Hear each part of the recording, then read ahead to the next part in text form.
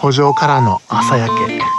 これはもう最高級の苔です。これは苔テラリウムで使う分には十分すぎる量ですよね。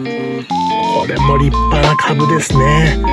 うわー、とっても大きい。これも最高級です。これも最高級だ。見てください。もう最大級の大きさですよね。これも最高級の卵苔ですね。はい、おはようございます。西予苔園の苔見沢です。今の時刻が6時46分。もうすでに外は明るいんですけれども、今から苔の収穫に向かっております。今日は霧が出ていますけれども、昼までは晴れるそうなんですが、昼以降から雨が降る予想になってます。全国的に天気が荒れる予報が出てます。気をつけていきたいなと思います。朝焼けです。圃場からの朝焼け。圃場まで来ると濃かった霧もだいぶ晴れてですね、はい、こんな感じです。昨日ガチガチに凍ってたこのトレーもですね、今日は全然凍ってないですね。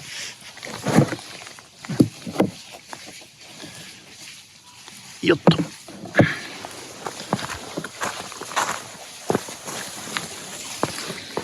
よいしょ。はい。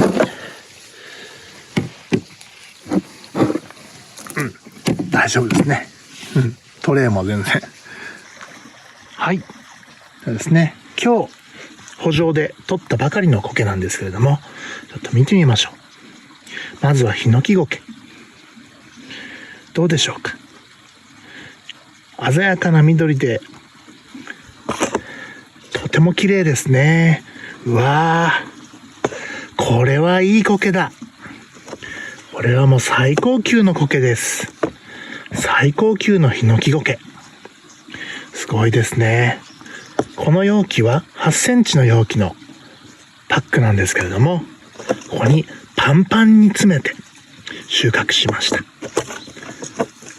こんなに詰めなくてもいいんじゃないかなというぐらいですね。ちょっと取ってみましょう。はい。こんな量があります。8センチ容器パック。これは苔テラリウムで使う分には十分すぎる量ですよね。この最高級の苔。これを持ち帰ってきれいに処理をしてお届けしたいと思います。続いて高野の万年草見てみましょう。これも立派な株ですね。うわー、とっても大きい。これも最高級です。今日はこれメデルシリーズでお使いいただく分の高野の万年草ですので、巻き苔にちょうどいいようにですね、この株ももうそのまま植え付けて眺めたいぐらいの苔なんですけれども、ここに新芽が出てます。これを巻き苔に使うとすぐに芽が出てくれます。そしてこの苔たち、こっちは挿す用ですね。こんなに綺麗な最高級の高野の万年草、いいですね。お届けしたいと思います。続いて大笠苔です。これは栽培トレイを今ちょっと撮影用にこちらにお持ちしました。大笠苔はちょっと特殊な環境で栽培をしています。見てみましょう。もう鮮やかな緑色、黄緑色ですね。これも最高級だ。葉はみずみずしい状態をキープしています。かといって湿度が高すぎる場合、水分が多すぎる場合は葉の色が悪くなって傷んでくるんですね。それで今度は水分を少なくしようとすると葉が乾燥して縮れて傷みます。オオカサゴケは栽培非常に繊細なんですけれども、こんなに大きく、見てください。もう最大級の大きさですよね。ここまで成長してくれました。いやー、本当に最高級のオオカサゴケです。これもお客様にお届けしたいと思います。最高級の苔が揃ってます。それでは今から収穫した苔を持って帰って処理をしたいと思います。はい。今収穫を終えて、今から苔の処理をしていきます。事前にですね、これは防虫剤してヒノキオイルですねにつけておいた卵苔ちゃんですけれども、見てください。どうでしょうか。これもすごく綺麗ですよね、この卵苔。これは上等だ。これも最高級の卵苔ですね。卵苔はですね、寒くなる時期にすごく元気になってきます。で、今の時期、今11月末ですけれども、この時期からですね、少しずつ新芽を出してきます。まだ寒さはちょっと本格的にはなってないので、卵苔もこれからどんどん元気になっていきます。で、少しですね、寒さに当たってきた卵苔というのはどんどんと新芽を出してくれますので、このようにふわふわの卵苔のこの特有のこのふわふわのですね、可愛い見た目をしていますよね。これが卵苔の元気な姿です。で、これは8センチ容器のですね、パックです。これに、パンパンに詰めて、パンパンになるようにですね、はい、詰めて、その量をですね、お客様にお届けしています。で、足はですね、この下の部分、花根の部分ですね、不要な部分はこちらでカットします。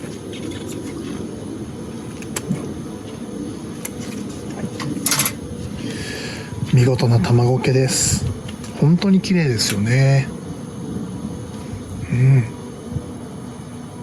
最高級の卵苔です。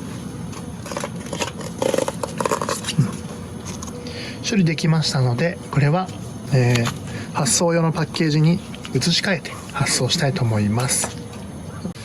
続きましてヒノキゴケですね。はい、朝こちらも補助でお見せしたかと思いますけれども、栽培したヒノキゴケ、これを、足の部分ですね、処理をしていきたいと思います。まずはあらかじめ泥を落としていきます。栽培の培養土、これがついているので、ここをほぐしながら泥を落としていきます。栽培の時のですね、資材、そういったものも花根に絡みついています。こういったものも取りながらですね、きれいにしていきます。他の動画でですね、海外の発送植物検疫所のですね、検査の様子の動画をですね、お見せしたかと思うんですけれども、こういったですね、花根にですね、土がついていると、もうその時点で、植物検疫所検査通りませんので、丁寧に土をですね、取り除かないといけません。その基準で、お客様のところに、国内のお客様にも同じような基準で苔をお届けしていますので、規制苔のですね、苔は植物検疫所の検査も合格する、そういう基準で苔の処理を行っています。この前ですね、ヨーロッパ EU ですねのある国に、苔をお届けしたんですけれども、先日届いたそうで、お喜びの声をいただきました。とても綺麗だということで、ちゃんと苔もですね綺麗な状態、フレッシュな状態でですね届いたということで、大変喜んでいただきました。あらかたちょっとですね用土を取り除きました。まだ処理するんですが、ちょっと、こんな感じにですね、もうモコモコになります。8センチ置きパックですね。オンラインストアの写真のですね、ヒノキゴケはもうちょっと少ない量で写真撮ってますけれども、やっぱりね、なんかお届けするときには、ちょっとパンパンに詰めてお届けしたいなという、気持ちになってですね、若干増量になってると思います。やはりですね、こういう最高級の苔ができて、それをですね、やっぱりお客様にお届けするという時は、いろいろと、喜んでほしいなという気持ちが強くなってですね、量も若干多めになったりします。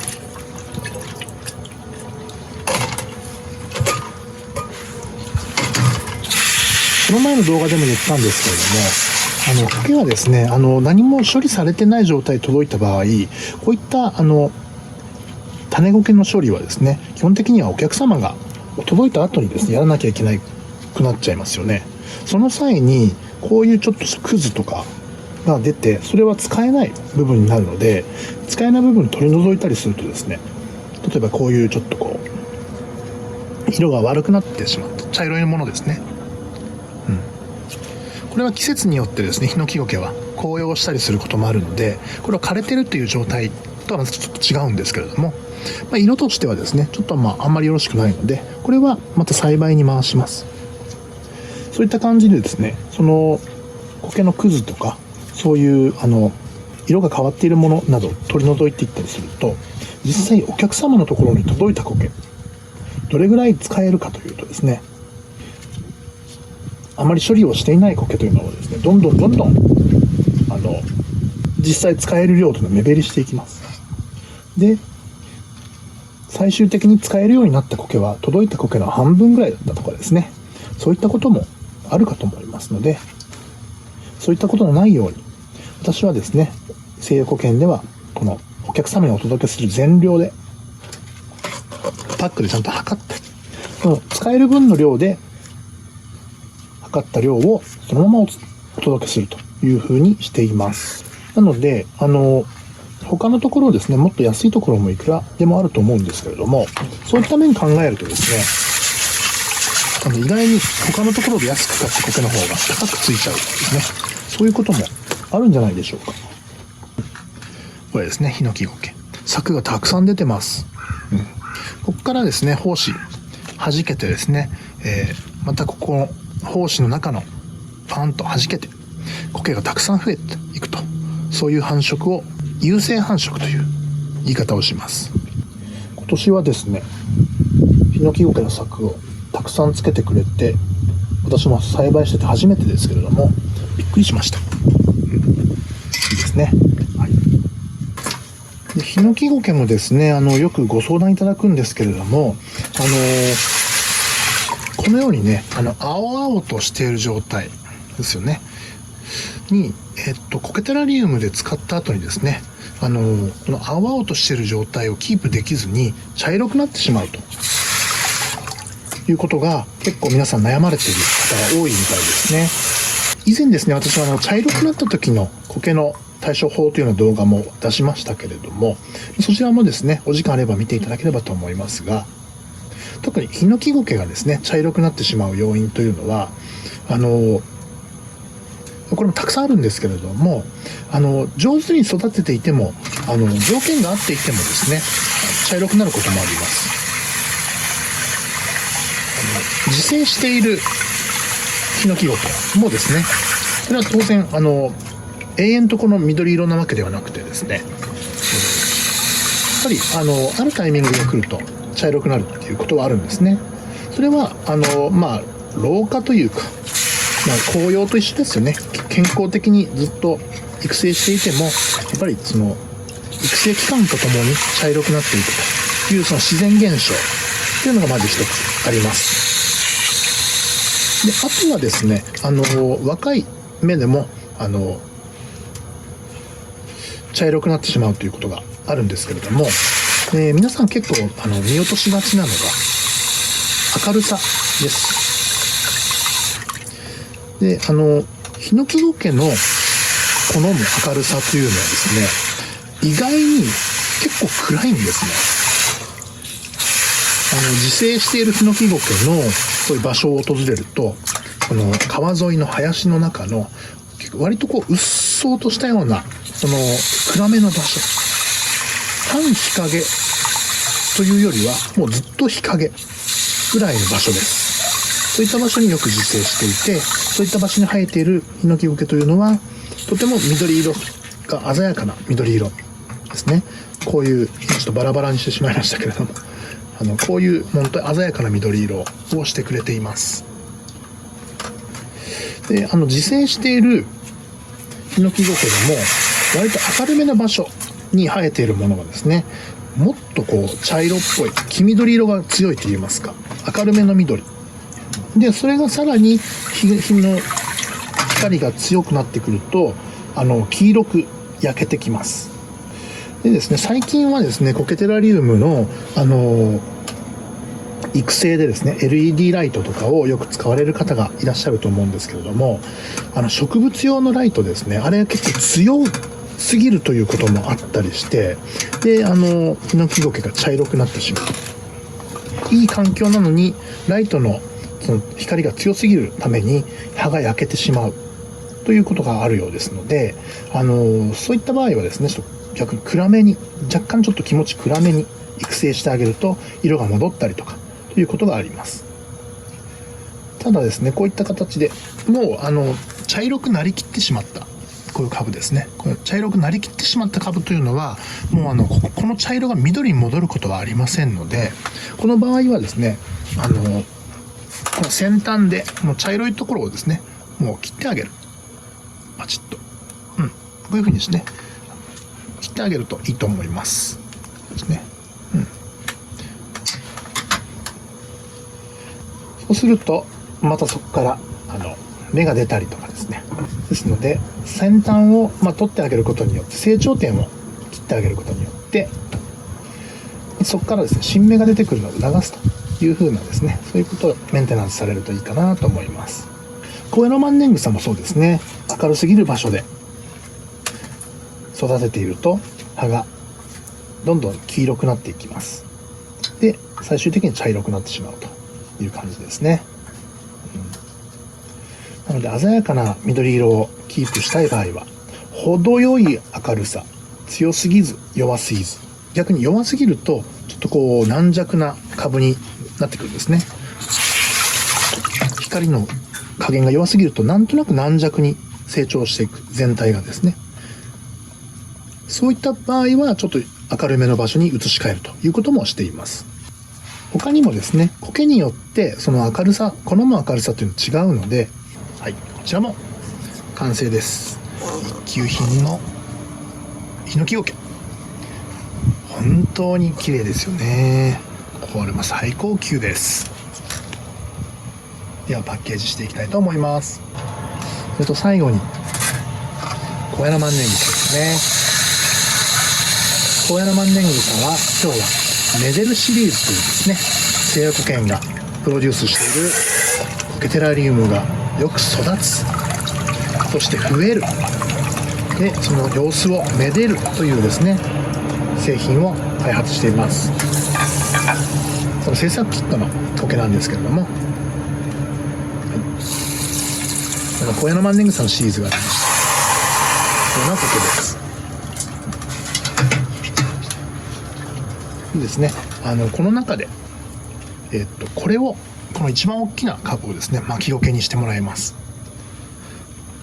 そしてこの2本ちょうどいい大きさのですね株、これはですねメデルシリーズの器に刺すとちょうどいい大きさなので、これを刺していただくようにパッケージします。こちらのですね、大きめの株、これが一番本当は見事なんですけれども、これを刺せばいいんですけれども、これだとちょっとね、大きすぎるんですね。ですので、これは、ちょっともったいないんですが、ここで切って、で、これを、ここら辺でまた切ってですね、ちょうどいい、横たわらすのにちょうどいい大きさに切って、そして、巻いていただくと。ポップジャーの中にですね、器の中に巻いていただいて、こちらの2本を植えるということで、育つ、増えるっていう感じになるんですね。その様子をめでるということで、めでるシリーズというコクテラリウムを作りました。こちらもパッケージしていきます。こちら今からこの卵気ちゃん、めちゃくちゃ綺麗ですけれども、この卵気ちゃんを U パケットのパッケージで送れるように、このコロニーを崩してお送りしたいと思います。で、33回ぐらいですね、巻きます。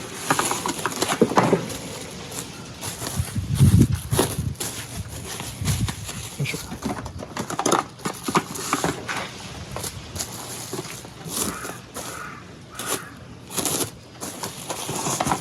縦横巻いて厳重に密閉すると、そういう感じです。はい。ヒノキゴケもですね、ちょっと背が高かったので、違う容器に移し替えて、このように蓋をして、これでラップにくるんでですね、お届けしたいと思います。とても綺麗ですよね。こちらなんか、ここに柵が出てます。まだまだ真緑。これから柵がですね、成熟して弾けていくと、そういう状態です。とても綺麗ですね。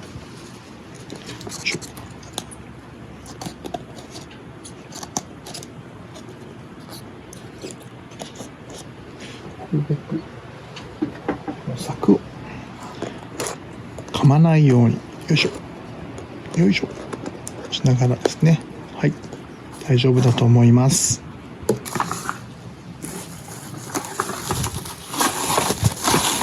万が一どっかに空気が漏れていたらいけませんので、さらに最後念押しのパッケージですね。これで開けるときちょっと大変なんですけれども、はい、確実にお客様のところにフレッシュな状態をお届けするために、このようにテーブル巻きにしています。中の湿気が漏れないようにですね、はい、しています。で、ヒノキが届きました。はい、今日も梱包終わりまして、今から郵便局持っていきます。はい、今荷物を出し終えて飲料水を汲みに来ました。ここの水めちゃくちゃうまいですね。今ですね、時間が3時43分、外はね、予想通り雨降ってます。予想通り雨降ってます。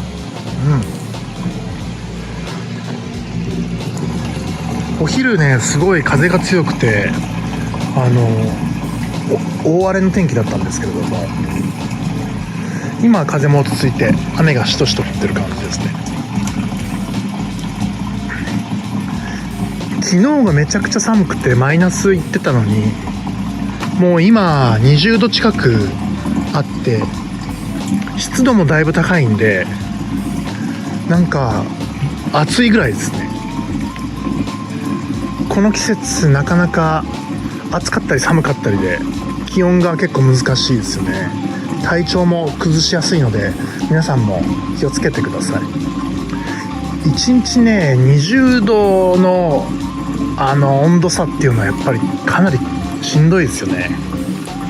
寒いならもう寒いままの方がまだ楽なんじゃないかっていう感じですけれども、そんな感じで、この辺ですね、山のもみじがいっぱい落ちたりとかして、紅葉が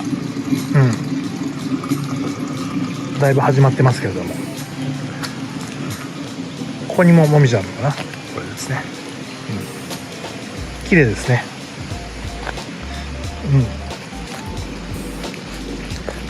はい。わあ、綺麗ですね。これ落ちたもみじっていうのはやっぱ綺麗ですね。雨に濡れて。すごい綺麗。はい。こんなところでですね、今日の動画締めたいと思います。いつも最後まで動画をご視聴くださり誠にありがとうございます。この動画よろしければですね、グッドボタンよろしくお願いいたします。もしね、ご登録まだの方いらっしゃれば、ぜひご登録のほどよろしくお願いいたします。それではですね、西横県苔水沢はこの辺で失礼したいと思います。最後までご視聴くださりありがとうございました。失礼いたします。また次の動画でお会いいたしましょう。さよなら。